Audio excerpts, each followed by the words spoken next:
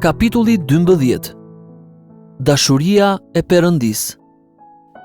Deklarata e Shën Gjonit e përsëritur 2 herë, Perëndia është dashuri, 1 Gjonit kapitulli 4 vargu 8 dhe 16, është një nga thënjet më të jashtëzakonshme të Biblës, por edhe një nga më të keq kuptuarat.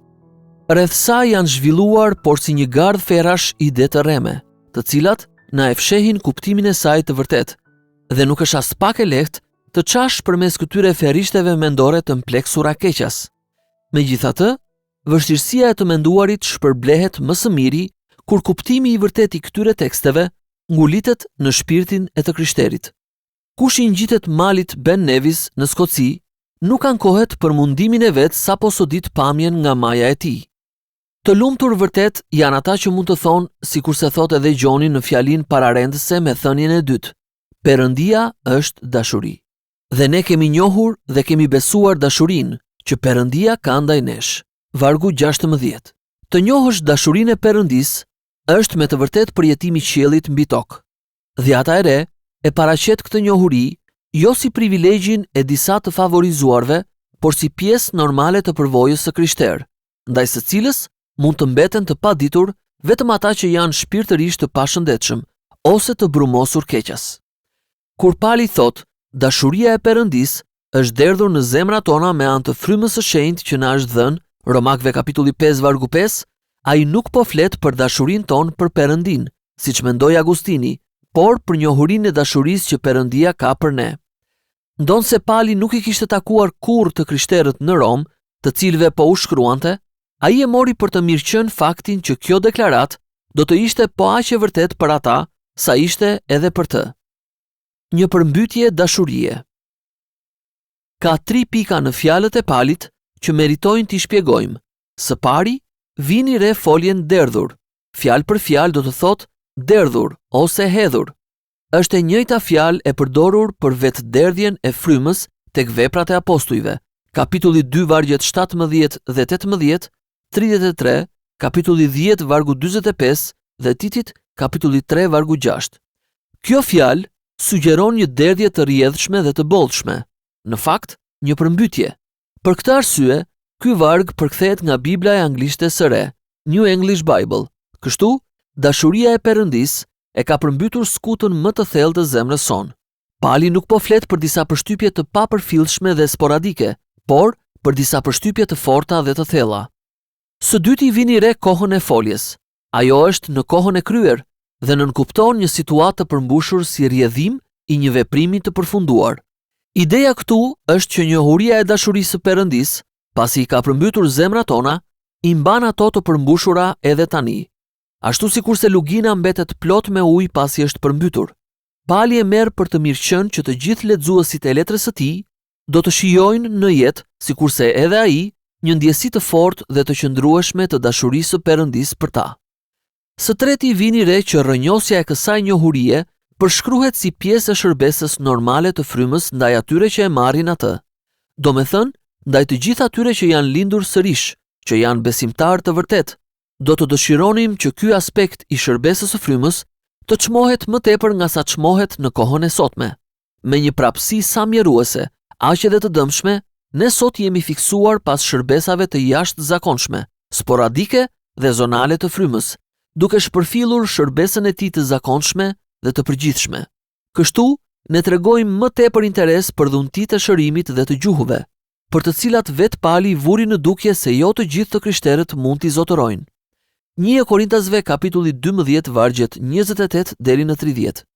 Sesa për veprën e zakonshme të frymës që sjell paqe, gëzim, shpresë dhe dashuri, përmes derdhjes në zemrat tona të njohurisë së dashurisë së Perëndisë. E pra, kjo e dyta është shumë herë më e rëndësishme se sa e para.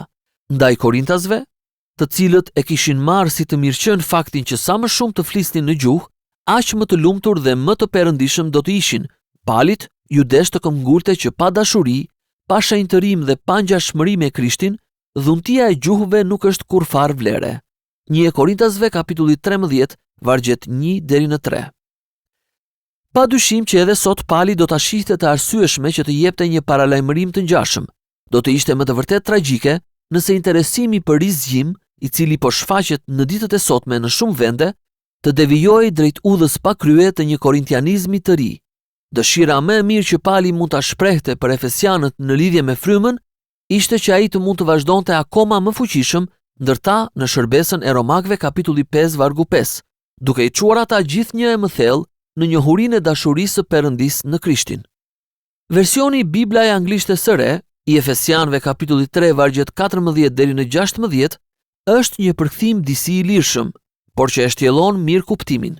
Po gjunjëzohem në lutje përpara Atit, që të mund t'u jap fuqi përmes frymës së Tij në njeriun tuaj të brendshëm, që të mund të jeni të fortë për të rrokur, bashkë me të gjithë popullin e Perëndisë, se cila është gjerësia, gjatësia, lartësia dhe thellësia e dashurisë së Krishtit, dhe që ta njihni këtë, edhe pse ja tejkalon çdo njohurie. Rizgjimi është vepra e Perëndisë në ripërtëritje përmes mënyrave të jashtëzakonshme të atyre standardeve dhe përvojave të një kishe në prag të shuarjes, të cilat dhjata e re i paraqet si krejtësisht të zakonshme. Ndërkohë, një interesim i arsyeshëm për rizgjim do të shprehej jo përmes rendjes pas dhuntisë së gjuhëve, në fund të fundit nuk ka fare rëndësie nëse flasim apo jo në gjuhë, por përkundrazi, në dëshirë të zjarrt që fryma të mund ta derdhë dashurinë e Perëndisë në zemrat tona me një fuqi akoma më të madhe, sepse pikërisht me këtë fillon rizgjimi personal, përgatitja për të cilën shpesh është bindja e thellë e shpirtit për mëkat, dhe po këtu mbështetet pasi të ketë filluar. Synimi ynë në këtë kapitull është të tregojmë natyrën e dashurisë hyjnore të cilën fryma e derdh në ne. Drejt këtij qëllimi, do ta përqendrojmë vëmendjen tonë në deklaratën e famshme të Gjonit që Perëndia është dashuri. Me fjalë të tjera, dashuria që ai shfaq njerëzimit, të cilën të krishterët e njohin dhe në të cilën ata gëzohen, është një zbulesë vetëqenies së Tij të brendshme. Tema jon do të na udhëheq aq thellë në misterin e natyrës së Perëndisë sa mund të shkojë mendja njerëzore, më thellë nga sa na ka çuar ndonjë studim tjetër më parë. Kur folëm për urtësinë e Perëndisë, dalluam diçka rreth mendjes së Tij. Kur menduam për fuqinë e Tij, pam diçka në lidhje me dorën dhe krahun e Tij. Kur shqyrtuam fjalën e Tij, mësuam për gojën e Tij. Mirë po tani, teksa meditojmë mbi dashurinë e Tij, do të hedhim vështrimin brenda zemrës së Tij.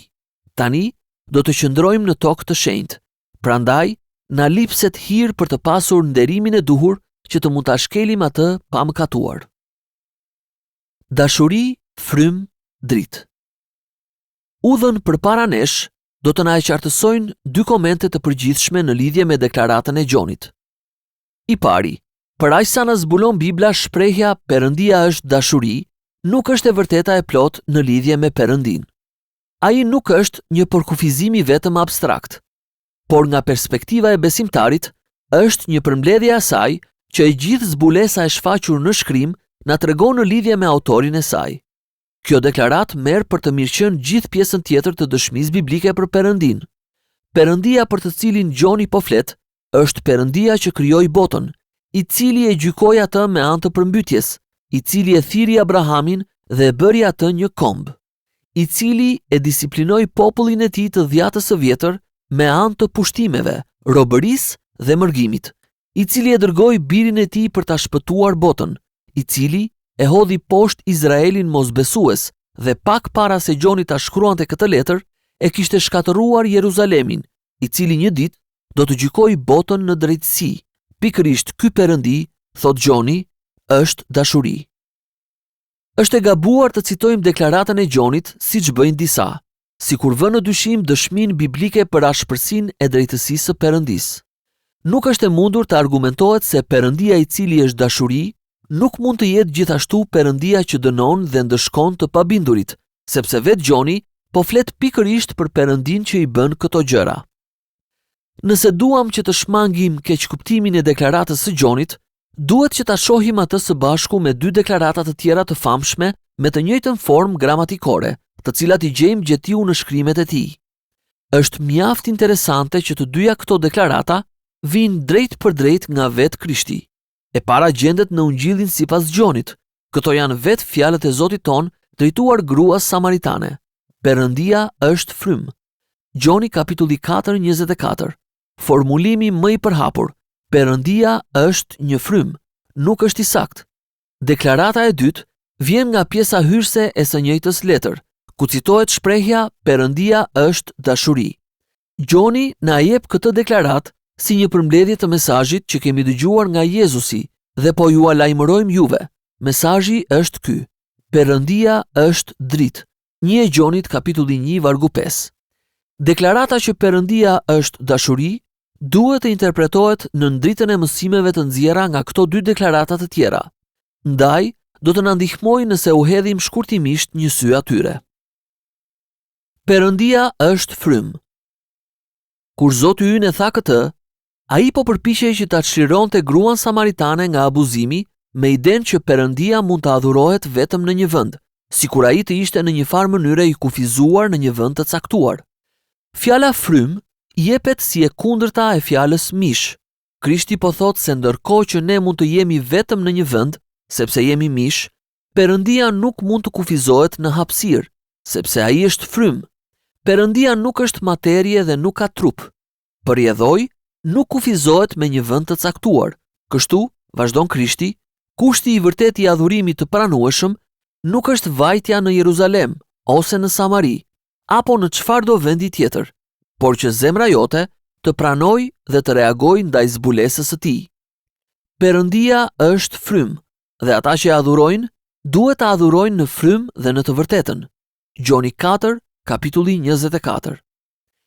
Neni i pari 39 neneve të doktrinës së kishës anglikane e shtjellon më shumë kuptimin e qenies frymërore të Perëndisë, siç e quan ky libër, duke deklaruar pak çuditshëm që ai, pa turp, pa pjesë përbërëse ose pasione, përmes këtyre mohimeve po shprehet diçka shumë pozitive. Perëndia nuk ka trup, prandaj, sikurse e tham, ai është i pavarur nga çdo kufizim hapësire dhe distance, dhe është i kudo ndodhur. Perëndia nuk ka pjesë, do të thotë që personaliteti, fuqitë dhe cilësitë e tij janë të integruara në mënyrë të përsosur, kështu që asgjë brenda tij nuk mund të ndryshojë ndonjëherë. Me të nuk ka ndërim dhe as hije ndryshimi. Jakobi kapitulli 1 vargu 17. Prandaj, ai është i pavarur nga të gjitha kufizimet e kohës dhe të proceseve natyrore, duke mbetur përjetësisht i njëjtë. Perëndia nuk ka pasione. Nuk do të thotë që ai është i pandjeshëm, ose që në të nuk ka asgjë që të korrespondojë me emocionet dhe ndjenjat tona. Ndërkohë që pasionet njerëzore, sidomos ato lënduese, si frika, brenga, keqardhja, dëshpërimi, janë në një farë kuptimi pasive dhe të pavullnetshme, të nxituara dhe të kushtëzuara nga rrethana prej kontrollit ton. Qëndrimet përkatëse të Perëndisë janë zgjedhje të qëllimshme dhe të vullnetshme dhe përpasoj nuk janë as pak në të njëjtin rend si pasionet njerëzore. Prandaj dashuria e Perëndisë, i cili është frym, nuk është diçka sporadike dhe luhatshme, siç është dashuria njerëzore, as një dëshirë e rëndomt dhe e pafuqishme për diçka që mund të mos ndodh kurrë.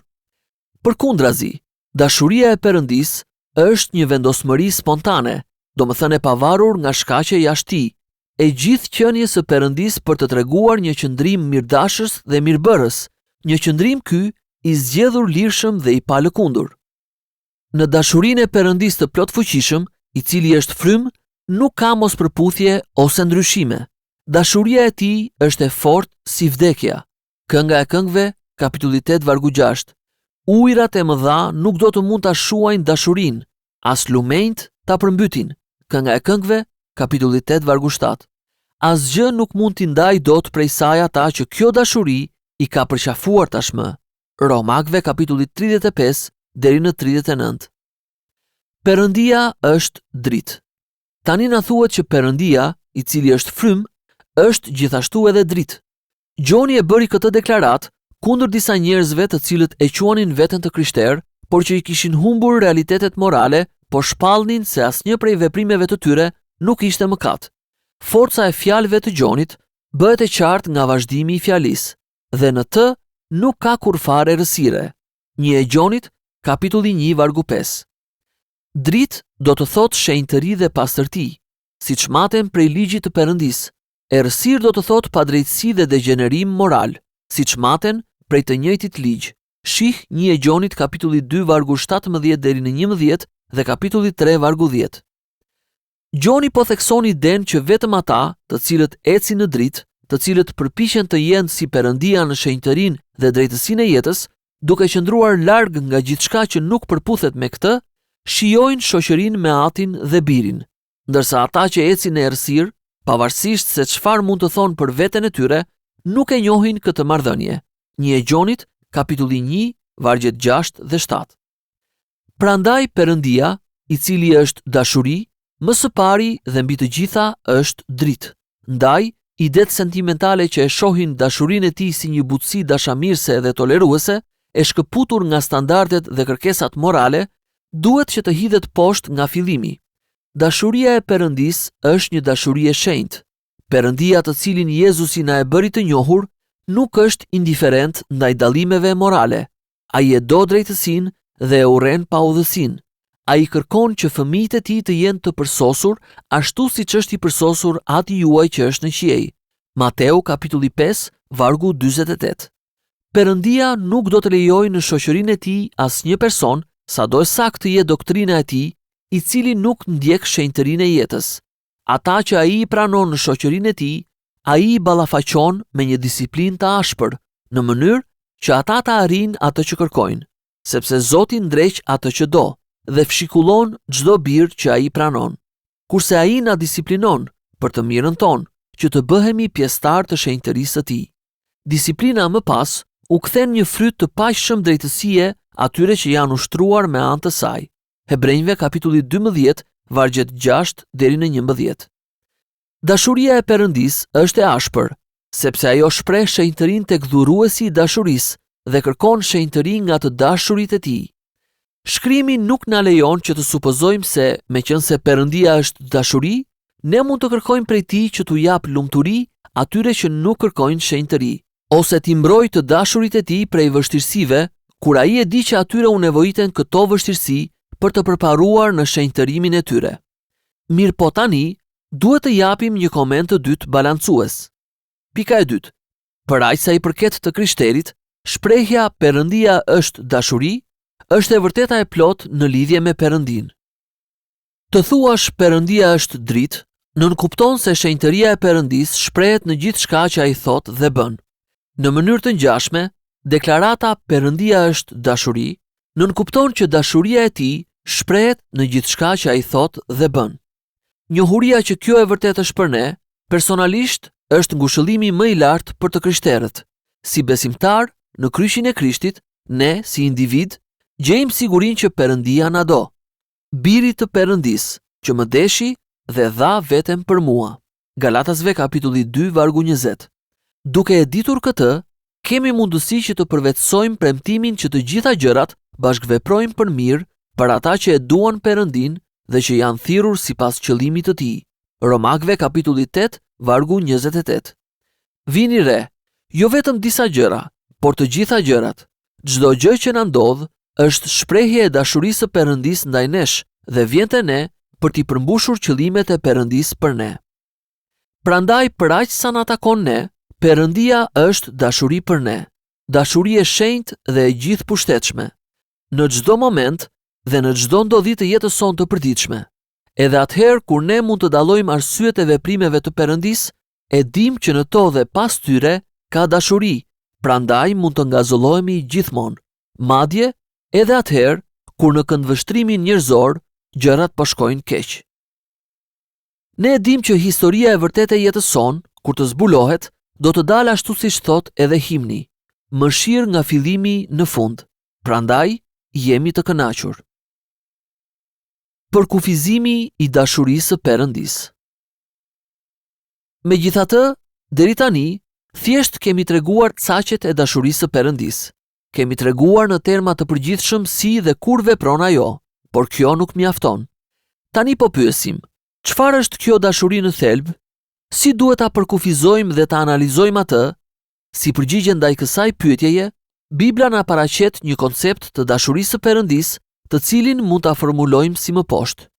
Dashuria e Perëndisë është një ushtrim i mirësisë së tij ndaj individëve mëkatar, përmes së cilës Perëndia, duke identifikuar veten e tij me mirëqenien e tyre, ka dhënë birin e tij që të jetë shpëtimtari i tyre, dhe tani i bën ata ta njohin dhe të kënaqen me të në një marrëdhënie beslidhjeje. Le të shpjegojmë pjesët përbërëse të këtij përkufizimi. E para, dashuria e Perëndisë është një ushtrim i mirësisë së tij.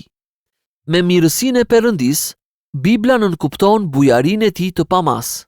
Mirësia në Perëndin, shkruan Berghof, është ajo përsosmëri në Perëndin që e shtyn atë për t'i trajtuar të gjitha krijesat e tij me bujari dhe dashamirësi. Ajo është dashuria që krijuesi ndjen ndaj krijesave të tij me kapacitet ndjesor. Systematic Theology, faqja 70, duke cituar Psalmi 145 vargu 9, 15 deri në 16, dhe duke krahasuar me Luka kapitulli 6 vargu 35, Veprat e Apostujve kapitulli 14 vargu 17. Dashuria e Perëndisë është manifestimi më i lartë dhe më i lavdishëm i kësaj mirësie.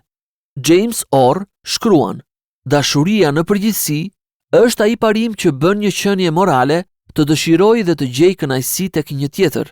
Ajo arrin formën e saj më të lartë në atë shoqëri personale ku secili jeton në jetën e tjetrit dhe gjen gëzimin e tij duke ja ofruar tjetrit vetveten dhe duke marrë mbrapsht vërshimin e dashurisë që tjetri ka për të. Hastings Dictionary of the Bible, vëllimi 3, faqe 153. E tillë është dashuria e Perëndisë. E dyta, dashuria e Perëndisë është ushtrimi i mirësisë së tij ndaj mëkatarëve. Si e tillë, kjo dashuri ka natyrën e hirit dhe të mëshirës. Kjo është një shprehje e mirësisë së Perëndisë, e cila është jo vetëm e pamerituar, por në fakt është e kundërta e meritës, sepse objektet e dashurisë së Perëndisë janë krijesa të arsyeshme që kanë shkelur ligjin e Perëndisë. Natyra e tyre është e prishur në sytë e Perëndisë dhe ata meritojnë vetëm dënim dhe dëbimin përfundimtar nga prania e tij. Është vërtet marramendëse që Perëndia mund t'i dojë mëkatarët, e megjithatë është e vërtet. Perëndia i do krijesat që janë bërë të pakëndshme dhe mund të themi as pak tërheqëse. Nuk kishte asgjë në objektet e dashurisë së tij që të ndillte atë dashuri. Asgjë në ne nuk mund ta tërhiqte apo ta nxiste atë dashuri. Dashuria mes njerëzve zgjohet nga diçka në personin e dashur, mirëpo dashuria e Perëndisë është e pavarur, spontane, e pakërkuar, e pashkaktuar. Perëndia i do njerëzit sepse i ka zgjedhur që t'i dojë ata. Siç tha edhe Charles Wesley, ai na ka dashur, sepse ai deshi të na donte, nxitur nga ligji për të rirë, kapitulli 7, vargjet 7 deri në 8. Dhe nuk mund të gjejmë asnjë arsye për dashurinë e tij, veç pëlqimit të tij të mirë e sovran. Bota greko-romake e periudhës së Dhjatës së Re nuk e kishte ëndërruar kurrë një dashuri të tillë. Perënditë e saj shpesh paraqiteshin me epshe për gratë, por kurrë me dashuri për mëkatarët. Ndaj shkrimtarëve të Dhjatës së Re, ju desh që të prezantonin një fjalë të re në greqisht, agape, për të shprehur dashurinë e Perëndisë siç e njohin ata. E treta, dashuria e Perëndisë është ushtrimi i mirësisë së tij ndaj individëve mëkatar. Kjo dashuri nuk është një mirëdashje e paqartë dhe e shpërndar ndaj gjithkujt në përgjithësi dhe askujt në veçanti. Përkundrazi, natyra e dashurisë së Perëndisë, duke qenë një funksion i plotfuqisë së gjithdijshme, trajton në mënyrë specifike si objektet, ashtu dhe efektet e saj. Qëllimi i dashurisë së Perëndisë, i themeluar që përpara krijimit të botës, Efesianëve kapitulli 1 vargu 4, së pari përfshinte përcaktimin dhe zgjedhjen e atyre që ai do t'i bekonte, dhe së dyti caktimin e përfitimeve që do t'u jepeshin atyre, bashkë me mjetet përmes të cilave këto përfitime do të merreshin dhe do të gëzoheshin. E gjithë kjo u sigurua që prej fillimit. Prandaj Pali u shkruan të krishterëve Selanikas: por ne kemi detyrë të falenderojmë Perëndin për ju, o vëllezër të dashur nga Zoti, që Perëndia ju zgjedhja, që në fillim, para krijimit, për shpëtim, synimi i caktuar, në shenjtërimin e frymës dhe të besimit në të vërtetën, mjeti i caktuar. 2 Thesalonikasve kapitulli 2 vargje 13. Ushtrimi në kohë i dashurisë së Perëndisë ndaj individëve mëkatar është ekzekutimi i një qëllimi për të bekuar po ata individ mëkatar, qëllim të cilin ai e themeloi që në përjetësi. E katërta, dashuria e Perëndisë për mëkatarët përfshin identifikimin e vetes së tij me mirëqenien e tyre. Një identifikim i tillë gjendet në çdo dashuri. Në të vërtetë, ai është testi që tregon nëse dashuria është e vërtetë apo jo. Nëse një baba vazhdon të jetojë i gëzuar dhe i shkujdesur ndërkohë që i biri i tij bie në telashe, ose nëse një bashkëshort nuk preokupohet kur gruaja e tij është e shqetësuar, atëherë pyesim veten se sa shumë dashuri mund të ketë në marrëdhënien e tyre, sepse e dim se ata që duan me të vërtetë janë të lumtur vetëm atëherë kur të dashurit e tyre janë të lumtur. Kështu është edhe me dashurinë që Perëndia tregon për ne. Në kapitujt pararendës kemi theksuar faktin që qëllimi përfundimtar i Perëndisë në gjithçka është lavdia e tij, që ai të shfaqet, të njihet, të admirohet dhe të adhurohet. Kjo deklaratë është e vërtetë, mirë po nuk është e plotë. Ajo ka nevojë të baraspeshohet nga dallimi që Perëndia, duke e vendosur dashurinë e tij mbi qeniet njerëzore, e ka lidhur vullnetarisht lumturinë e tij përfundimtare me lumturinë e tyre. Jo më kot Bibla shpesh flet për Perëndin si atin dhe bashkëshortin e dashur të popullit të tij. Nga vetë natyra e këtyre marrëdhënieve, kuptojmë që lumturia e Perëndisë nuk do të jetë e plotë derisa të gjithë të dashurit e tij të shpëtojnë përfundimisht nga vështirësitë. Gjersa e gjithë kisha e shpenguar e Perëndisë të shpëtojë dhe kurrë të mos mëkatojë. Perëndia ishte i lumtur edhe pa njerëzit përpara se ata të krijoheshin. Ai do të kishte vazhduar të jetonte i lumtur edhe nëse do t'i kishte shkatëruar ata pasi mëkatuan. Mirë po tani, ai e ka vendosur dashurinë e tij mbi mëkatar të caktuar dhe kjo do të thotë që me zgjedhjen e tij të lirë dhe të vullnetshme, ai nuk do ta njohë më lumturinë e përsosur dhe të pastër derisa të ketë sjellë secilin prej tyre në qiell. Me pak fjalë, ai ka vendosur që tani e përjetësisht lumturia e tij do të jetë kushtëzuar nga lumturia jonë. Prandaj Perëndia na shpëton jo vetëm për lavdinë e tij, por edhe për gëzimin e tij. Kjo na ndihmon edhe për të kuptuar se pse ka gëzim. Gëzimi i vet Perëndisë në praninë e ëngjëjve kur një mëkatar i vetëm pendohet. Luka 15 vargu 10. Dhe pse do të ketë ngazëllim kur Perëndia do të na paraqesë të pafaj atë ditë të fundit në praninë e tij të shenjtë. Juda 24. Ky mendim shkon përtej çdo kuptimi dhe mund të duket e pabesueshme, mirë po nuk ka pikë dyshimi që sipas shkrimit, dashuria e Perëndisë është pikërisht kështu. E pesta. Dashuria e Perëndisë për mëkatarët u shpreh nga dhurata e birit të tij që të jetë shpëtimtari i tyre. Masa e dashurisë dallohet nga sa ajo ka për të dhënë dhe masa e dashurisë së Perëndisë është dhurata e birit të tij të vetëm që të bëhej njeri, të vdiste për mëkatet dhe kështu të bëhej i vetmi ndërmjetës që mund të na sjellte Perëndia. Nuk është për t'u habitur që Pali flet për dashurinë e Perëndisë si diçka të madhe dhe që t'i kalon çdo njohuri. Efesianëve kapitulli 2 vargu 4, kapitulli 3 vargu 19. A ka pasur ndonjëherë një bujari kaq të kushtueshme? Pali argumenton që kjo dhuratë supreme është vetë garancia e çdo dhurate tjetër, sepse ai që nuk e kurseu birin e vet, por e dha për ne të gjithë, qysh nuk do të na dhurojë të gjitha gjërat bashkë me të? Romakëve 8 kapitulli 32. Shkruesit e Dhjatës së Re tregojnë vazhdimisht për nga kryqi i Krishtit si prova kurorëzuese e realitetit dhe pafundësisë së dashurisë së Perëndisë. Kështu menjëherë pas thënies së tij të parë, Perëndia është dashuri, Gjoni thot: "Në këtë është shfaqur dashuria e Perëndisë ndaj nesh, se Perëndia dërgoi birin e tij të vetëm lindurin në botë, që ne të rrojmë përmes tij. Në këtë është dashuria, jo se ne deshëm Perëndin, por që ai na deshi ne dhe dërgoi birin e tij si shlyerje për mëkatet tona." 1 Gjonit kapitulli 4 vargjet 9 dhe 10.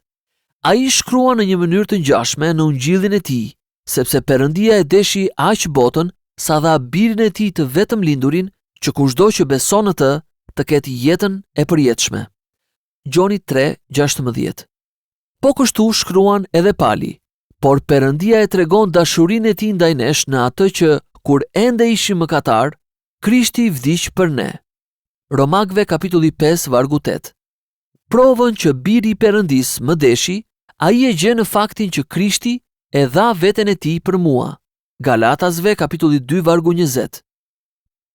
E gjashta, dashuria e Perëndis për mëkatarët e arrin synimin e saj ndërsa i bën ata ta njohin dhe të kënaqen me të në një marrëdhënie beslidhjeje. Një marrëdhënie beslidhjeje është ajo marrëdhënie ku dy palë i betohen përgjithmonë njëra tjetrës për një shërbim dhe varësi reciproke, për shembull martesa, ndërsa premtimet e beslidhjes janë ato që e themelojnë një marrëdhënie beslidhjeje, për shembull betimet martesore. Besimi biblik ka formën e një marrëdhënieje beslidhjeje me Perëndin. Rasti i parë në të cilin kushtet e një marrëdhënieje u bën të qarta ishte kur Perëndia ju shfaq Abrahamit si El Shaddai, Perëndia i gjithfuqishëm, Perëndia i gjithmjaftueshëm, dhe në mënyrë ceremoniale i dha atij premtimin e beslidhjes. Unë do të marr përsipër të jem Perëndia yt dhe i pasardhjes sate pas teje. Zanafilla kapitulli 17 vargjet 1 deri në 7.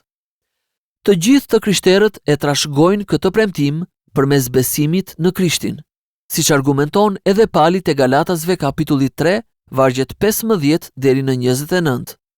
Çfarë do të thotë kjo? Në të vërtetë, ky është një premtim gjithëpërfshirës. Ai përmban gjithçka. Ky është premtimi i parë dhe themelor, deklaroi puritani Sibes. Në fakt, është vetë jeta dhe shpirti i të gjitha premtimeve të tjera. Works, volumi i 6, faqe 8. Brooks, një tjetër puritan, e shpjegon si më poshtë. Është si të thoshte, do të kesh një interes të vërtet në të gjitha atributet e mia për të mirën tënde, sikurse ato janë të mijat për lavdin time. Hiri im, thot Perëndia, do të jetë i yti për të falur. Fuqia ime do të jetë e jotja për të mbrojtur. Urtësia ime do të jetë e jotja për të drejtuar. Mirësia ime do të jetë e jotja për të lehtësuar. Mëshira ime do të jetë e jotja për të furnizuar dhe lavdia ime do të jetë e jotja për të kurorzuar. Perëndia është Perëndia ynë. Ky është një premtim gjithëpërfshirës. Ky premtim përfshin gjithçka.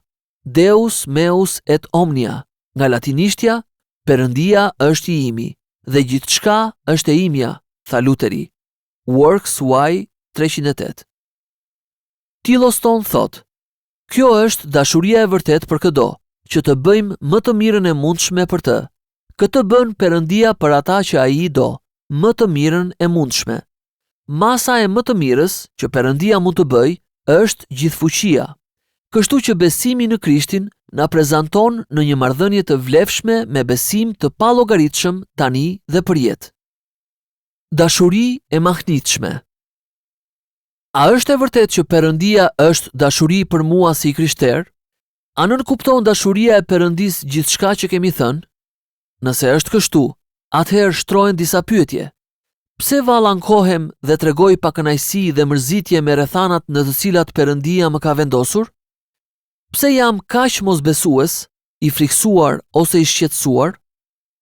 Pse vallë ja lejoj vetes të bëhem i ftohtë, formal dhe pa interes në shërbesën e Perëndis që më do në këtë mënyrë? Pse vallë lejoj që besnikëria ime të jetë në mëdyshje, sa që Perëndia të mos e ketë gjithë zemrën time? Gjoni shkroi që Perëndia është dashuri. Për të theksuar një çështje etike, në qoftë se Perëndia na deshi kështu, kemi detyrë edhe ne të duam njëri tjetrin. 1 e Gjonit, kapitulli 4, vargu 11. A mundet një vëzhgues të mësojë ndonjë gjë në lidhje me madhështinë e dashurisë së Perëndis për mua, nga cilësia dhe shkalla e dashurisë që u tregoj të tjerëve, bashkëshortes ime, bashkëshortit tim, familjes time, fqinjve të mi, njerëzve në kish, njerëzve në punë? Medito për këto gjëra. Shqyrtoje veten.